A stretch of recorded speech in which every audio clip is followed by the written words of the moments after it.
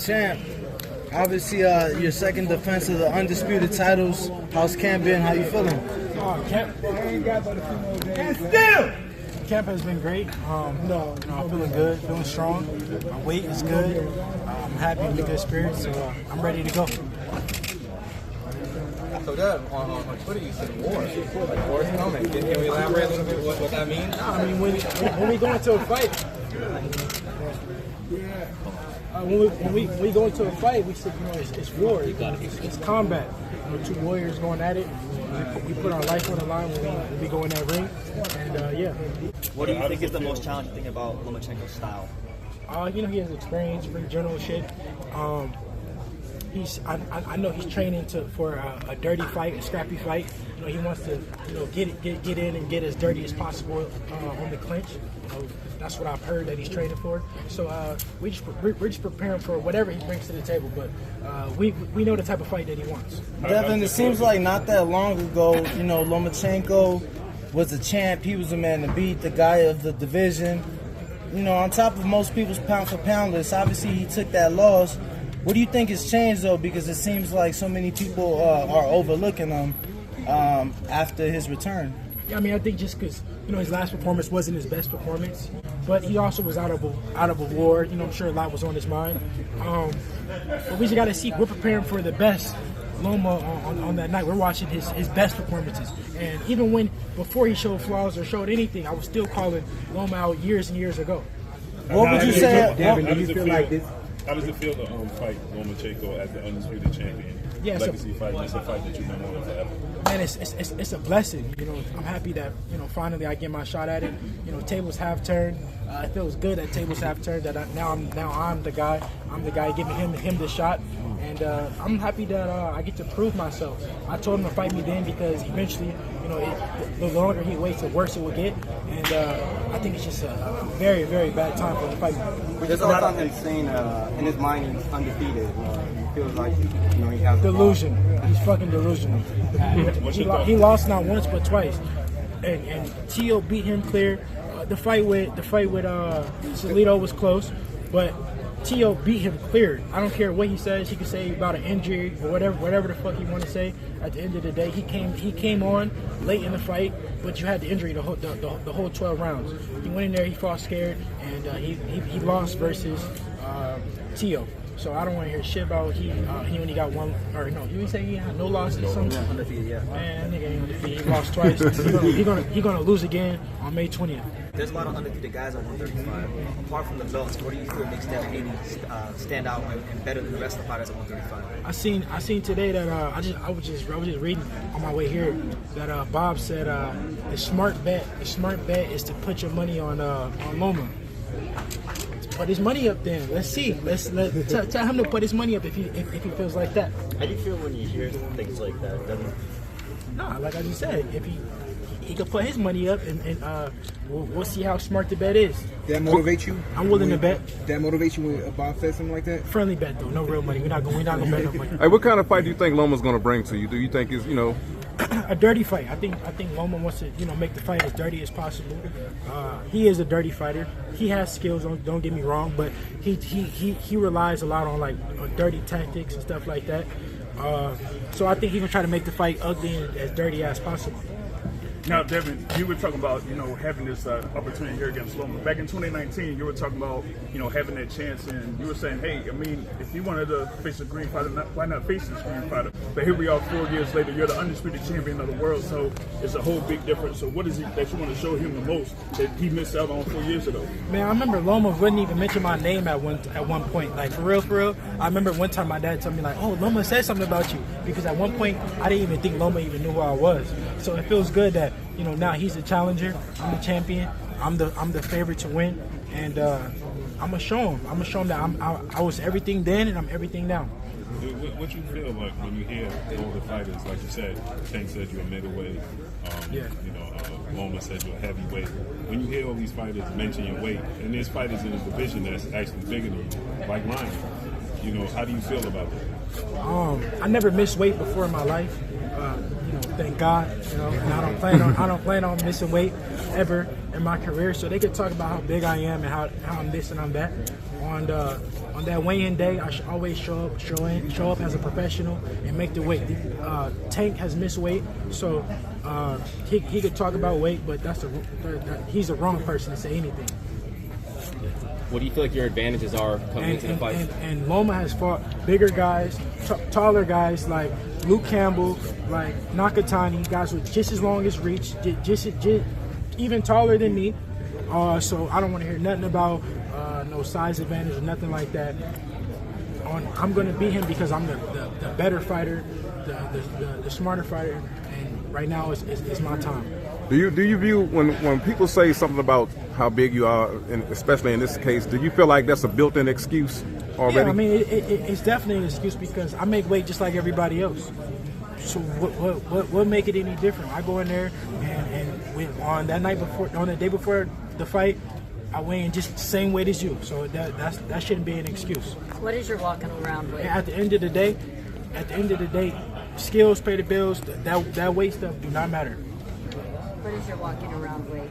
The right weight. Are you a Warriors fan or what? It don't matter what my walk around weight is. Only thing that matters is what I weigh in on that weigh-in day. That's all that matters. Are you a Warriors fan or what? Yeah. Honestly though, I ain't gonna lie though. I don't really watch like sports like that. I don't really watch like. I mean, you're from the Bay, so you support them, right? Of course, I support the Warriors, but I can't. You ask me some basketball questions, I ain't gonna know what to tell you. Hey, they down 2-0, you know, against Sacramento, man. You know we gonna come back. It's something in that Bay Area water. We I think y'all might get swept, man. Damn, I hope not. When can we expect you to go back to the Bay and have a big fight? Hopefully next. You know, I want to fight in the Bay. I want to do a homecoming, but you know, of course, you know, Vegas is where it's at, where the biggest fights are held. But I would love to go home, you know, and do a homecoming fight. Devin, how much are you looking forward to the respect that you'll get over with the big victory over Lomachenko? Yeah, I mean, I'm excited for it. I'm happy that I'm gonna get my just due. Do you feel like it's long overdue? Yeah. I think it's long overdue. But I'm happy that I finally get a chance to prove myself, and the world will give me my credit, my just due after this. Hey, Devin, when you're not fighting, do you watch boxing? Do you watch other boxers? Are there any specific fighters that you like? Yeah, some fights I do watch if I can. Of course, I love boxing. I love watching boxing. I may watch somebody random I don't even know, just because I'm a boxing fan in general. Who's your top three right now? My top three. Besides yourself. Let me see. I think Boots is good. I like Crawford, Earl. They all three in the same weight class, so that's crazy. I like the Charlo brothers, both of them. I like Raymond Ford. I like, of course, my boy Mari Jones. Next up right there. Yeah, he next up for sure.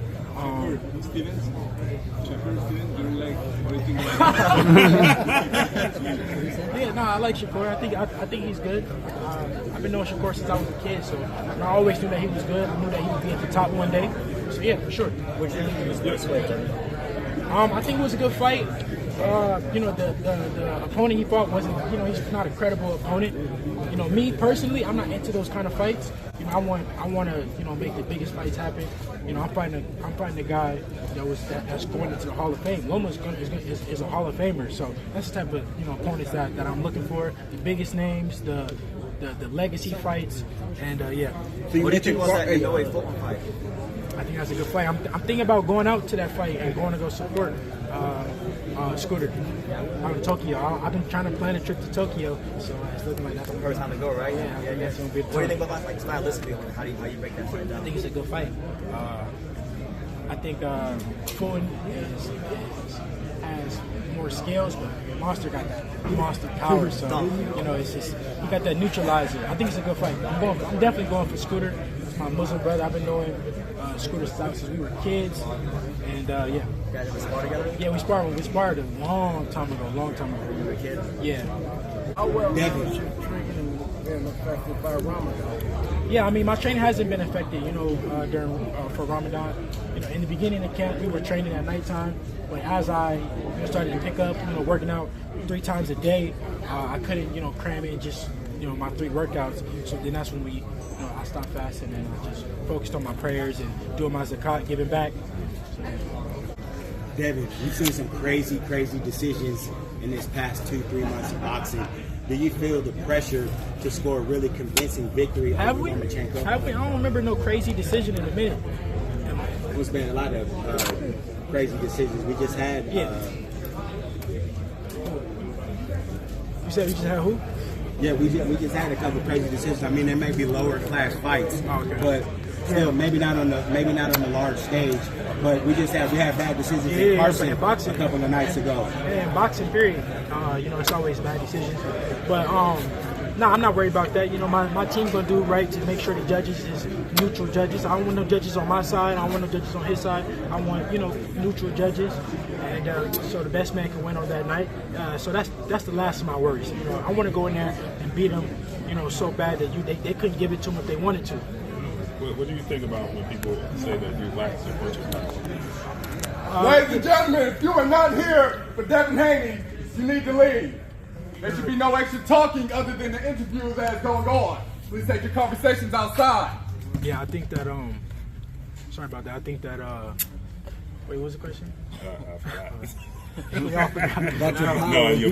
Power. Yeah. So, yeah. I mean, they can say what they want to say, but the people that I actually share the ring with never say it at the end of the day, and I win. So, whatever I'm doing, I'm going to keep winning. Yeah. Linares, Jojo Diaz. So, they can say what they want to say. I win, and that's the main thing. We see guys knock guys out, get knocked out, and that. So, it don't really bother me at the end of the day. If Lomachenko was watching right now, what would you say to him? Be ready. Don't stop training for that dirty shit. Give me a fair fight. Fight me the right way. Fight me from the from the toes. We don't need no dirty fight. I know you want to fight dirty, but it won't work. Do you feel like those early fights in Mexico when you were a kid helped you maybe prepare for the dirty stuff Lomachenko will do? Nah. You were watching them, so I don't know if it was really. Yeah, nah. What's his name? But the dirty stuff that he's planning to do won't work. I know what he's doing. I got something for it. You think he had to kind of be like that after the Salido, because he fought Salido did a lot of shit. Yeah, he did complain about Salido fighting dirty. So now he's gonna try to fight dirty. Okay, that makes sense. I see. Yeah, because he said he wasn't prepared for that type of style. I'm prepared for it. You got something for that? Yeah. So no vintage tees, I know last time you had like a nice vintage tee of a fight, No, that is vintage. I couldn't see. Single stitch, I see. Oh, okay. That's real vintage. Oh, okay. My bad. I couldn't see. I'm used to seeing left and right of a fight. So. Now that you undisputed already, is that something you're looking to accomplish as you move up in weight? Yeah, for sure. I want to try to be. Nobody ever did it before. Two-time undisputed. Just the wrist shield. Yeah. Oh yeah. Well, in men's boxing, no. So, she's actually going for 3 right now. Man, that'd be crazy. That's amazing. Blessings to her. I definitely would love to become undisputed again. But we'll see what happens. If Allah, it's for me, it'll be for me. We'll see. Devin, what do you think about the belts are an important movement that's going on in boxing? Yeah, we got to stop that. We got to. The guys that don't got no belts is trying to make that like a thing. But at the end of the day, the history of the sport is made around belts, and the man of the division is to do with the belts. So now that they don't have no belts, or they can't get no belts or nothing like that, then they starting this no belt movement. You think that the winner of that fight is gonna dare say your name right after? Like in the ring, like I think if Ryan wins, he will. But if Tank wins, nah, he's too cool.